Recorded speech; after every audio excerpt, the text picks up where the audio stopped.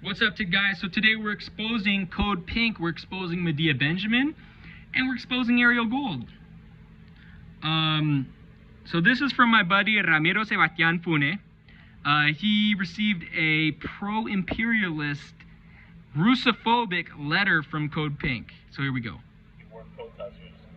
It talks about how they formed at the beginning of the Iraq War and how they watched the U.S. wreak horrific destruction, take lives and livelihoods, and perpetuate endless cycles of violence. We knew that we must be in the streets now as Russian missiles wipe out homes, medical facilities, and schools in Ukraine, and we see the incredible resistance from the Ukrainian people. We are watching the Russian people take to the streets of Moscow, St. Petersburg, and other Russian cities in peaceful protest despite the repression they face from police and Russian civil authorities. Over 8,000 Russians have been arrested so far. We are so inspired, and we join their call for an end to the Russian invasion. So again, this is kind of, it was just, I was really disappointed when I got this email, because I find that a lot of CodePink stuff internationally is pretty good, like they're anti-imperialist, and I just felt like this weaponization of... CodePink is not anti-imperialist. Jenny Lynn says that this isn't the first time CodePink had been cringe AF. But here's the comment that really annoyed me. Kinky says, and Kinky she's a liberal Zionist. Kinky said CodePink is usually right on. Are they usually right on? I don't think they're usually right on. What about, they weren't right on when they wrote a frickin' puff piece promoting Robert Malley. This was in Mondoweiss, which is, by the way, a liberal Zionist journal. Mint Press News also ran this piece. Let's see if we can find that. So, Mint Press News.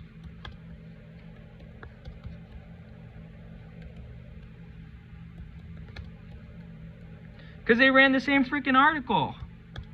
And that's how you know Munada Mohawish she's a liberal Zionist in disguise. And she has Miko Peled right from Mint Press News.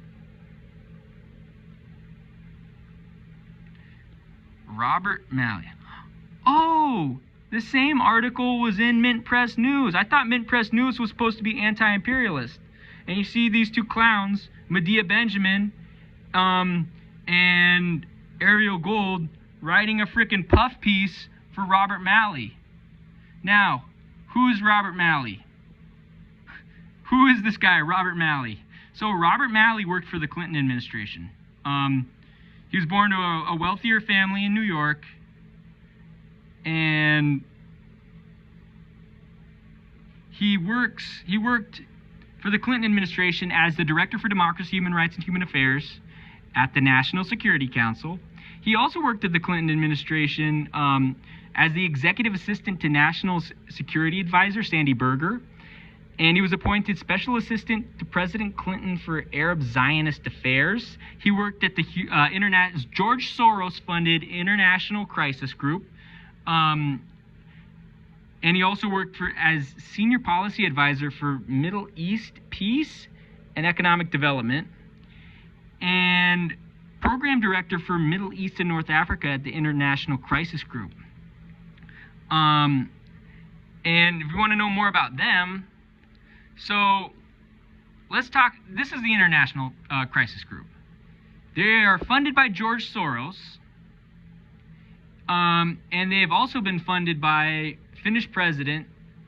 former Finnish president Martti Ahtisaari, as well as former Australian Foreign Minister Gareth Evans. Okay? So they're literally funded by George Soros. And they have the Pursuit of Peace Award, which is a total joke. It was established in 2005. And they gave it to Bill Clinton, George H.W. Bush, Hillary Clinton, former Brazilian President Lula da Silva, Martti Ahtisaari, who gave the money, by the way, Ellen Sirleaf Johnson, and George Soros. So they're a sketchy group. And Tom Hazelden in 2010 said that in an article in New Left Review that ICG styles itself as independent and partisan, but has consistently championed NATO's wars to fulsome Atlantic praise. And in 2007, Foreign Policy said that ICG was liberal and critical of Hugo Chavez. So they're a pro-NATO organization. And 2014, Third World Quarterly published a special issue about the ICG and this role of knowledge production, and the fact that they manufacture crisis, they influence foreign policy makers, they have really sketchy methods of gathering research. So, wow, that is a sketchy organization if I ever saw one. So then, after that, Mali replaced on March 6th of 2014. So first of all, the New York Times on the 18th of February 2014 announced that Mali was joining the Obama administration to consult on the Persian Gulf at the National Security Council. On March 6th, the National Security Council announced that Mali would be replacing Philip Gordon as the special assistant to the White House coordinator for the Middle East, North Atlantic, and Gulf region on the 6th of April 2015. And that will be effective on the 6th of April 2015. And he was so on the JCPOA, Mali was the lead negotiator. And on November 30th, 2015, it was reported that Mali would become the National Security Council's Daesh czar. So basically, he helped fund Daesh. And after he left the Obama regime, after Obama left office, Mali returned to the International Crisis Group, serving as the new vice president for policy. He's currently the president and CEO. And on the 28th of January 2021, Biden named Mali special envoy to Iran, where he was tasked with trying to ease diplomatic tensions with Iran and rein in its nuclear program. So he's trying to do more sanctions and undermine Iran even more. That's the kind of sketchy person that CodePink is promoting. Mali was involved in the Camp David summit in 2000, trying to force Palestine to normalize the Zionist entity. Mali calls for full normalization, basically. Mali calls for the Zionists, Palestinians, Lebanon, Syria, and other Arab countries to resume negotiations based on the Arab Peace Initiative, which promises full Arab recognition and normalization of relations with the Zionist entity in the context of comprehensive peace agreement in exchange for withdrawal of Zionist forces from occupied territories to the 1967 borders, the recognition of an independent Palestinian state with East Jerusalem as the capital, and a just solution for Palestinian refugees. Whew. So let's talk about the Arab Peace Initiative, because Mali supports Zionist normalization of all Arab countries. Mali wants to force Arab countries to normalize the Zionist entity. So this is the Arab Peace Initiative.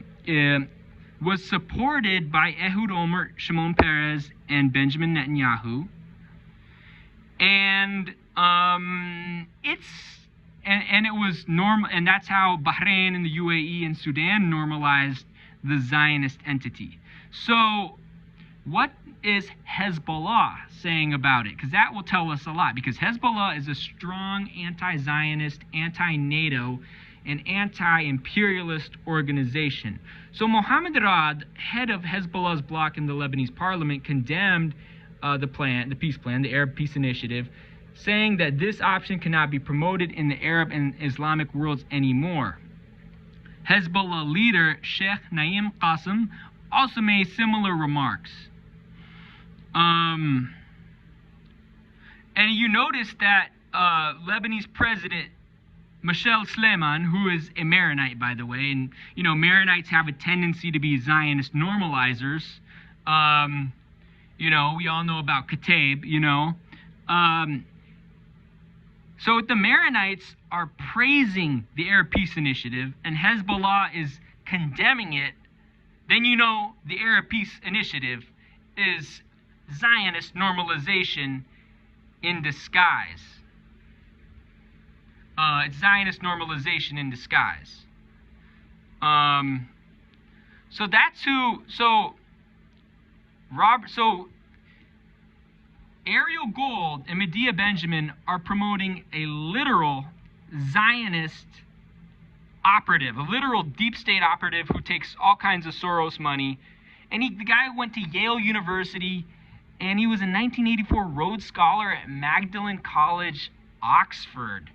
Sounds like, and he earned a JD from Harvard Law School. And he went to law school with Barack Obama and clerked for Supreme Court Justice Byron White. This guy is ruling class. He's ruling class through and through. And frickin' Medea Benjamin and Ariel Gold are promoting this guy. That's kind of sus. Munad Mohawish is letting them promote the guy on her frickin' webpage, dude. Where does that go? Mint Press. Is that Mint Press? Look, this is Munad Mohawish's webpage, Mint Press News. She's literally letting Ariel Gold, Medea Benjamin promote U.S. imperialism. So now let's talk about what other people, aside from me, think about CodePink and Ariel Gold and Medea Benjamin. So Terry Aguilar says that Ariel Gold seems to be primarily interested in destroying BDS. The BDS protest the Western Wall is inappropriate. Besides destroying and defaming and delegitimizing and falsely framing BDS, her other specialty seems to be framing herself as the victims to decenter Palestinians. But I really think her primary target is BDS, and she's a provocateur. That is interesting. And they're talking about how CodePink wants to do BDS on Saudi Arabia, but they don't seem to be interested in doing it on the Zionist entity, which is kind of sus, you know, which it's hella sus. So this is their BDS coordinator for Saudi Arabia that CodePink put out. Terry Aguilar is exposing them on Twitter. So Bard, Jewish American BDS activist, plots new way to enter the 48 lands. So guess what? She was on a student visa, direct violation of the academic and cultural boycott of the Zionist entity. Ariel Gold was in direct violation of the U.S. of the academic boycott and cultural boycott on the Zionist entity. Where do I have that link? So the U.S. So this is the academic boycott page and the cultural boycott page. So let's see.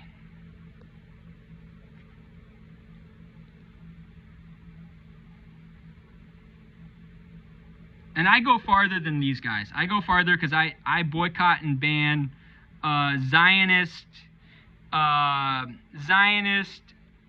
individuals as well. Come on.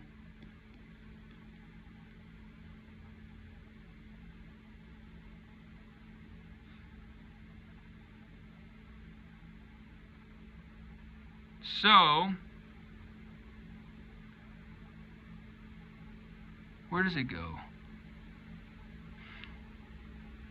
So since 2004, the International Academic Culture Boycott has called for a international academic boycott on Zionist universities. Ariel Gold, there she is. She was on a student visa to Hebrew University.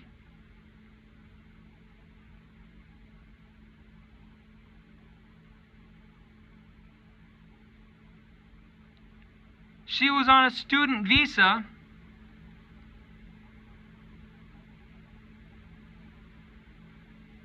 to Hebrew University.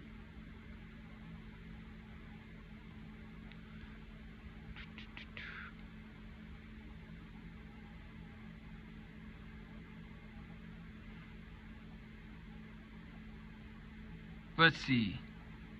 That's what Mondoweiss won't tell you.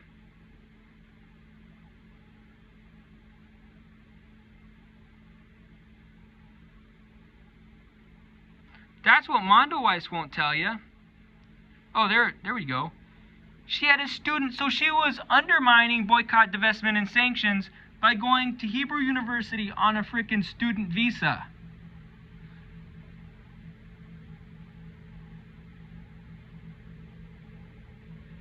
It says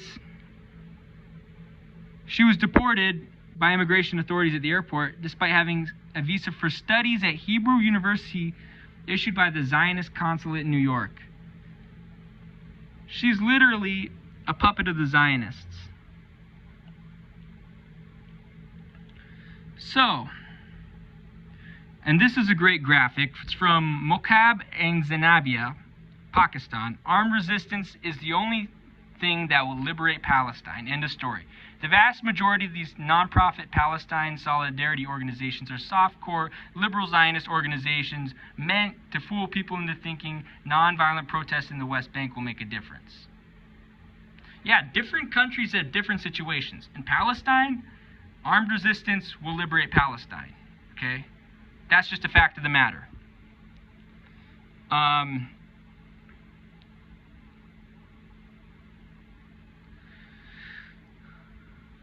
You know, CodePink is a Zionist organization. And it says, Jewish Voice for Pink, CodePink, if not now, and others are liberal Zionist snakes in the grass whose aim is to delegitimize the Islamic resistance axis and its natural right of armed self-defense and liberation. I agree. I agree 100%. And Islamic resistance, so this was in reaction to another Zionist that was trying to undermine Iran. And Islamic resistance of South Africa says this is not the first instance. CodePink were allowed in the Islamic Republic of Iran, and they pro-recognition of the Zionist state and anti-Iranian establishment. At IRIMFA_EN need to take these threats seriously and perform extensive research before issuing a visa. I agree with that. Basira Press says, friendly reminder that CodePink is a liberal Zionist organization funded by George Soros. Their leader, Medea Benjamin, insulted Iran in a book. And another top figure, Ariel Gold, insulted the Palestinian resistance during the height of the 11-day war. Faux neutral, fifth columnists. And that's when they were doing the two-sided shit regarding Russia. Basira Press brought up some receipts. Reminder that CodePink are a bunch of liberal Zionists who don't want Palestinians to actually liberate their own land by any means necessary and cries crocodile tears for their occupiers. The Zionist entity is an illegitimate entity. Ariel Gold saying she was heartbroken about Palestinians defending themselves. Wow. And Nicodemus Lawman, I hope I'm saying his name right. Ask yourselves why I support New York State AG so fervently and without exception while I dump 24/7 on Soros, Quincy, Plowshares, CodePink, and other Zionist white supremacist hacks. They won't create change. She will. And the enemies of the U.S. constantly know it. Wow.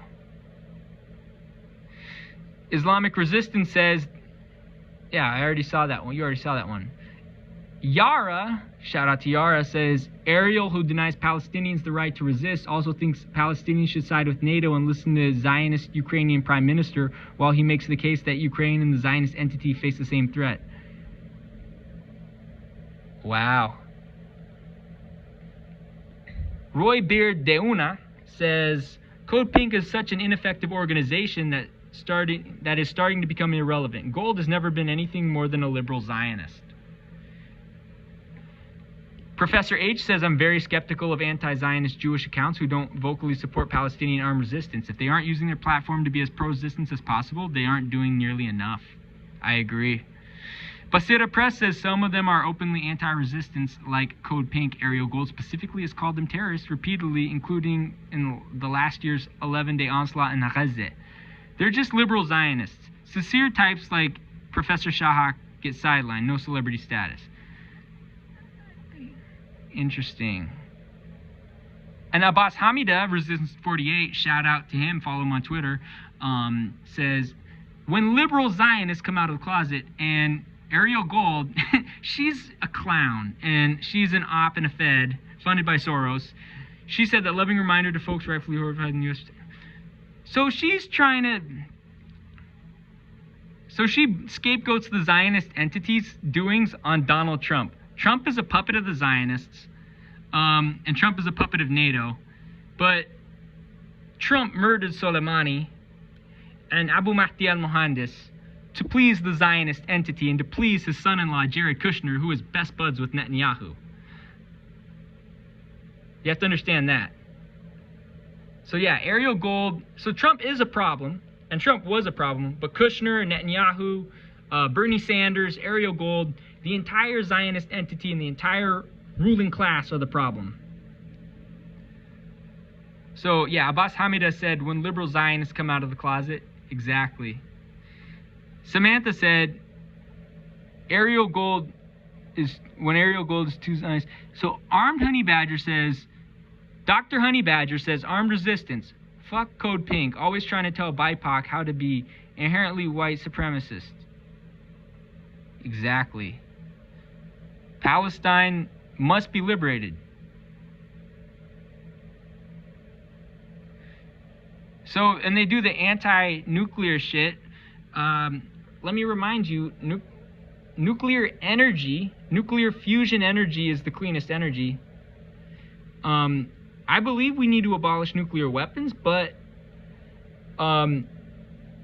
nuclear fusion energy is the cleanest energy. But your Malthusian Soros types won't tell you that. And that's how you know she's connected. They're tweeting each other. Look at that. Ariel Gold retweeted Medea Benjamin, so you know they're working together. And the National NAIC Human Rights Tracker, I don't know if this, I don't think this is a reliable source. She's retweeting like liberal Western think tanks. Ariel Gold's tweeting liberal Western think tanks.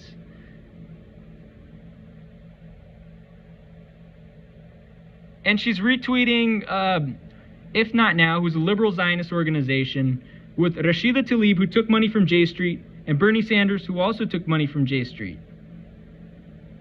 And Andy Levin, who probably takes money from AIPAC. And then she's the leader of this sketchy-ass think tank called FOR, Fellowship of Reconciliation USA. Wow.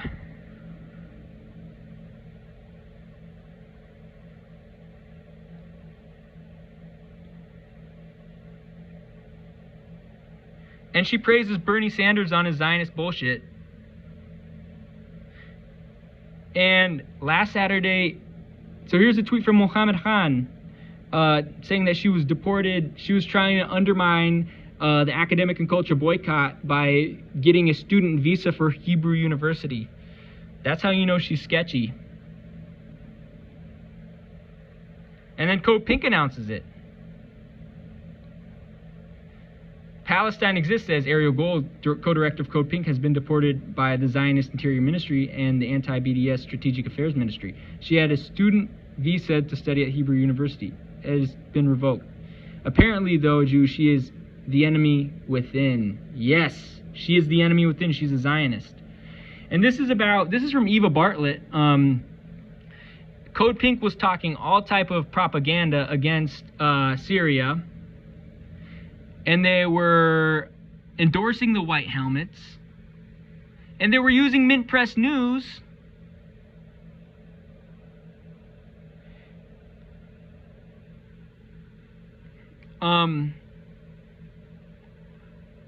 I think that actually might be Eva Bartlett's article.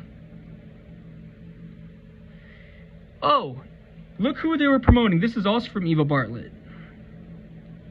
So they were freaking retweeting these U.S. propagandists, including Bilal Abdul Karim, who was outed as working for Daesh, Wa'ad al-Khatib, who is also working for Daesh, and Bana al-Abed, who was also working for Daesh and the White Helmets.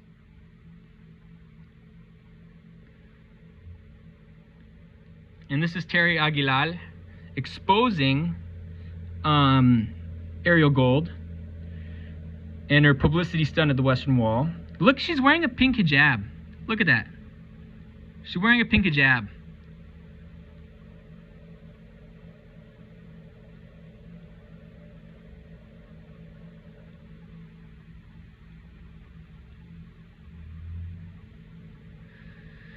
And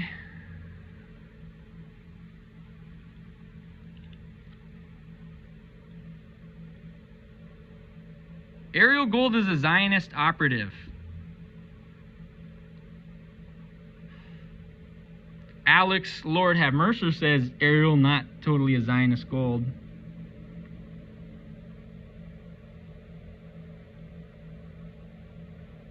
But Mokabe Zanabia, Pakistan, they're 100% correct.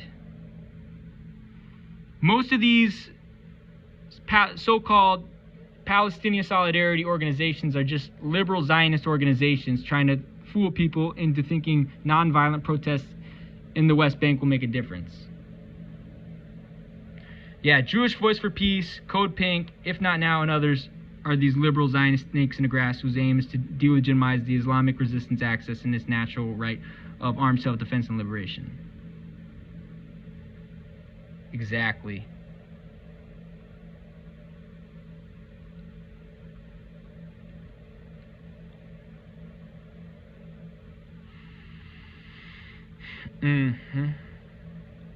Feminism for an empire. And this is back to Ramiro. Not even mentioning This is back to Ramiro. once Ukrainian fascism, not mentioning NATO. It's just like they mention it at the end, right? They're like, oh, by the way, we oppose NATO. But this whole beginning part is like against Russia and women standing up to Russia. And we do have Caleb back. I know your internet got shut down. Probably Spectrum or whoever is your service provider. They're trying to cancel you already. So thanks again for coming back, Caleb. What I want to do is I want to play a clip. This is a compilation of Russophobia in Hollywood, right? This is the portrayal of Russians as the bad guy in every movie. And we want to, and we can talk, just to wrap up here, and talk about the portrayal of Russians and how Hollywood and movies and mind control, the psychological operation, as we were talking about, plays a role in influencing this Russophobia. So I'm just going to play this.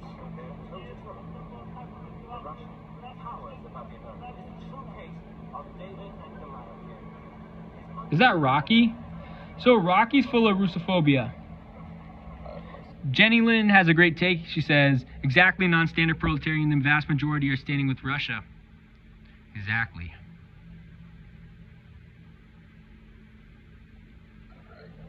And non-standard proletarian says, I'm sick of hearing how the world is behind Ukraine when it's basically the Western world. It's basically just America, England, and Scotland, and parts of Canada.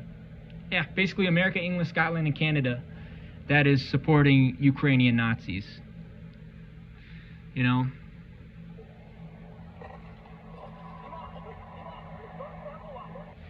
And Obi Nwadi, aka Obi, says, right, it was NATO missiles going after the Donbass.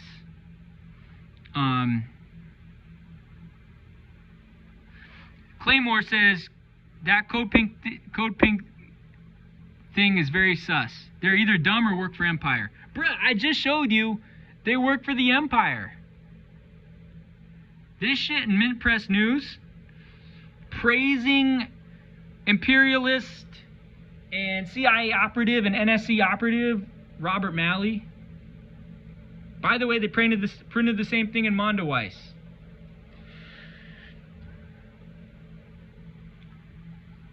Also, the fact that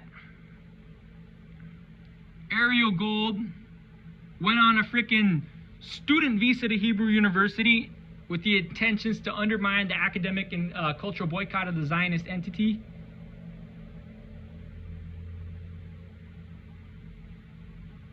See what I'm saying? And what Terry's saying and what everybody else has been saying about CodePink? They've always been imperialists. Mokabe Zainabia. They're correct. That's a correct take too. They're just snakes. They're Zionist snakes in the grass whose aim is to delegitimize the Islamic resistance access and its natural right of armed self-defense. Islamic resistance? Islamic resistance of South Africa is correct too. CodePink were allowed in the Islamic Republic of Iran, and they pro-recognition of the Zionist state and anti-Iranian establishment. Reminder that CodePink is a liberal Zionist organization funded by George Soros. Their leader, Medea Benjamin, insulted Iran. And another top figure, Ariel Gold, insulted the Palestinian resistance during the height of the 11-day war. Faux neutral fifth columnists. Reminder that CodePink are a bunch of liberal Zionists who don't want Palestinians to actually liberate their own land by any means necessary and cries crocodile tears of the occupiers. The Zionists are an illegitimate entity. Ask yourselves why I support the New York State AG so fervently without exception while I dump 24/7 on Soros, Quincy, Plowshares, CodePink, and other Zionist white supremacist hacks. They won't create change. She will. And the enemies of the U.S. Constitution know it. Exactly. Ariel denies, Yara says, who denies, and that's a correct take. Yara says Ariel, who denies Palestinians the right to resist, also thinks Palestinians should side with NATO and listen to a Zionist Ukrainian prime minister while he makes the case that Ukraine and the Zionist entity face the same threat.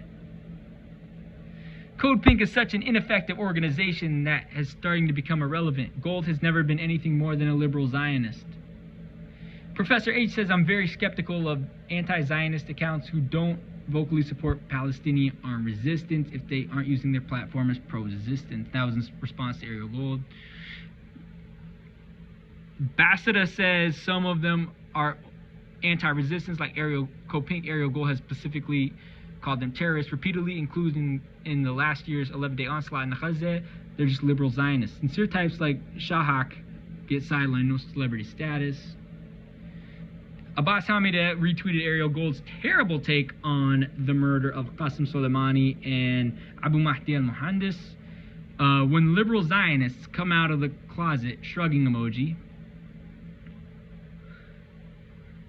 And Dr. Honey Badger said, armed resistance, fuck CodePink, always trying to tell BIPOC how to be. Inherently white supremacists. Exactly, I agree.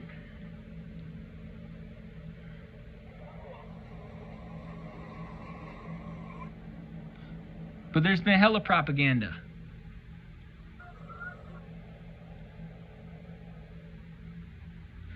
What else? Anything else good on this? I want to give a shout out to my guy Ramiro for making this video and helping us expose CodePink.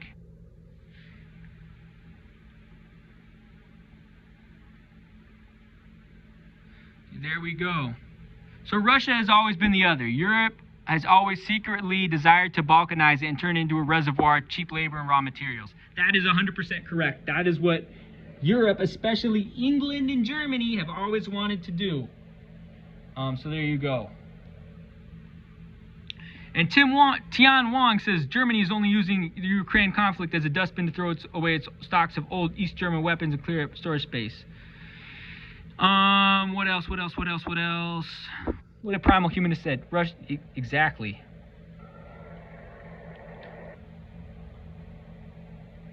And they're showing like all this propaganda to expose the propaganda.